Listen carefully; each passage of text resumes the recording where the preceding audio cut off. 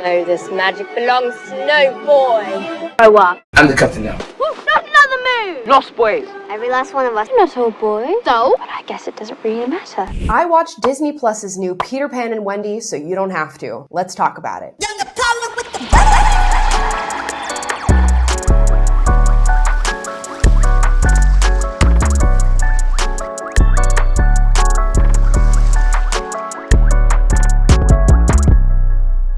Alright, before we get into this movie review and woke score, please like and subscribe. We want as many people to find this channel as possible so you know what you gotta do. So in watching this 1 hour and 45-minute film, I am reminded of the famous Gaslight, Gatekeep, girlbossed meme, which is the live, laugh, love of modern-day feminists. If I had to judge who this movie was made by, I imagine it would be a group of modern-day feminists. And so we will be breaking down this review into those three categories: Gaslight, Gatekeep, girl boss. Spoilers ahead. Okay, so let's start off with category number 1, Gaslight. You all know the Lost Boys of the original Peter Pan story. Well, the Lost Boys are now lost boys, lost girls, and presumably lost they, thems too. This movie has a lot of forced diversity that is just strewn all throughout the film. Not only do you have a black Tinkerbell, which I guess people feel different ways about, but you have black and Asian pirates, black and Asian lost boys. You have twin girls who are black, presumably, who are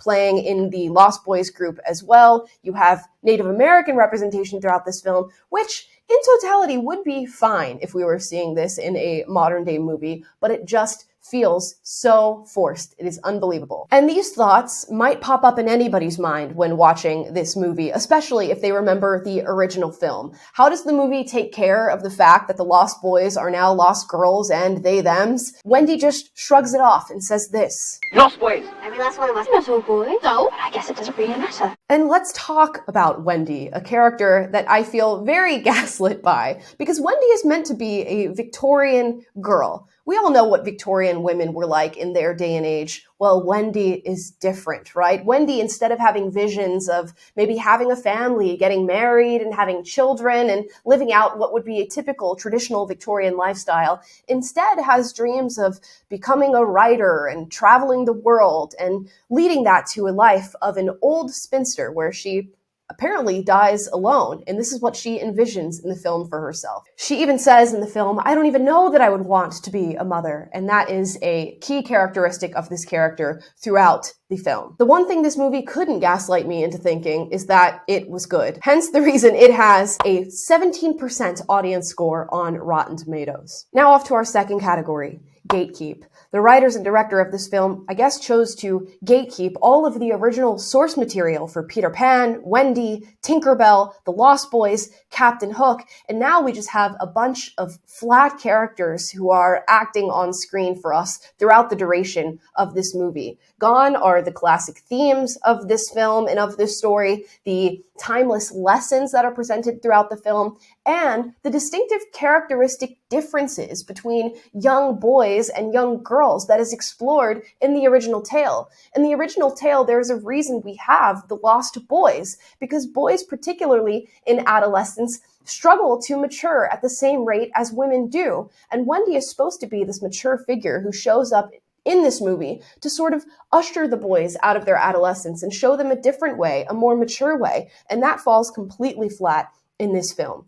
We also see a massive change in the story of Captain Hook and Peter Pan and how the animosity between them grew. In the original film, we know virtually nothing about Captain Hook and his origins. In this new film, they actually spin a story that turns Peter Pan into the antagonist in my eyes, where we are told that Captain Hook is in fact one of the original Lost Boys, in fact, the original Lost Boy. He then meets Peter Pan and they begin a best friend relationship where later Captain Hook longs for the presence of his mother, goes out to find her even though Peter Pan does not want him to, and is left empty-handed when he cannot find her.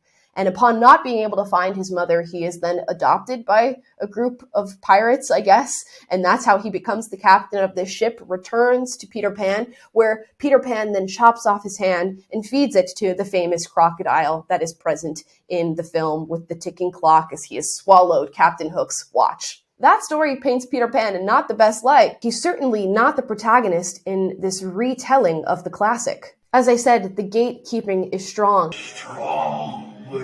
And it's especially strong when you take a classic storyline like this and try to shove it through the filter of a modern day lens. All of the good stuff was left behind in the retelling of this movie, and this is a movie that will be stamped with the year 2023, meaning regardless of what year you watch this, you will know exactly when it was made due to the themes that are presented and the forced diversity throughout this film. It will not stand the test of time. And of course, we have our last category of judgment, girl boss. The girl boss energy in this film is off the charts, which is happening in most modern films today.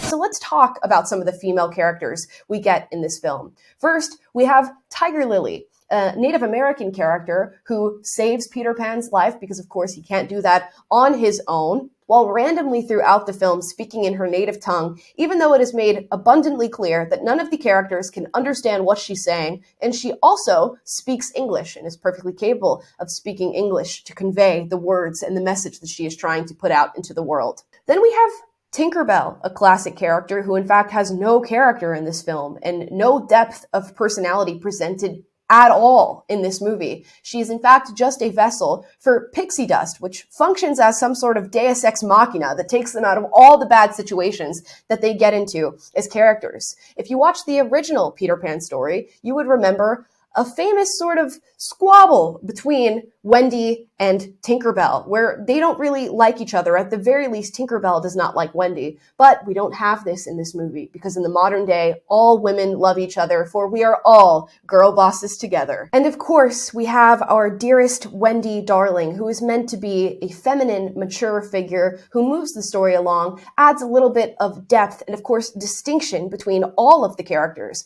But Wendy in this film is yet another girl boss who sword fights better than all the other boys, saves them constantly, and has this iconic feminist line: This magic belongs to no boy. And of course, we can't talk about the girl bosses without referencing the soy boys. Peter Pan, who is meant to be this masculine adolescent boy, is reduced down to a babbling, immature, emotional guy who cannot defend himself, let alone an entire group of lost boys and girls and they-thems. And then, of course, we have Captain Hook, who is meant to take on a more grown, aggressive view of masculinity, who in this film is a very emotional man who cries out for friendship and his lost mommy.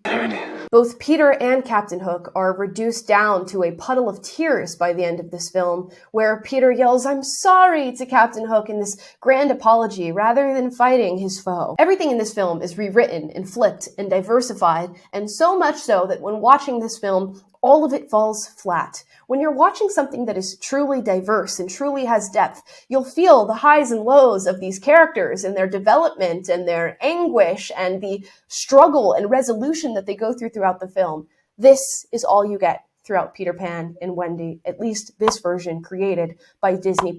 You get Gaslit, Gatekept, and Girlbossed throughout the entire 1 hour and 45 minutes. So watch it if you're courageous enough to watch it. But remember, it's got that 17% review on Rotten Tomatoes for a reason.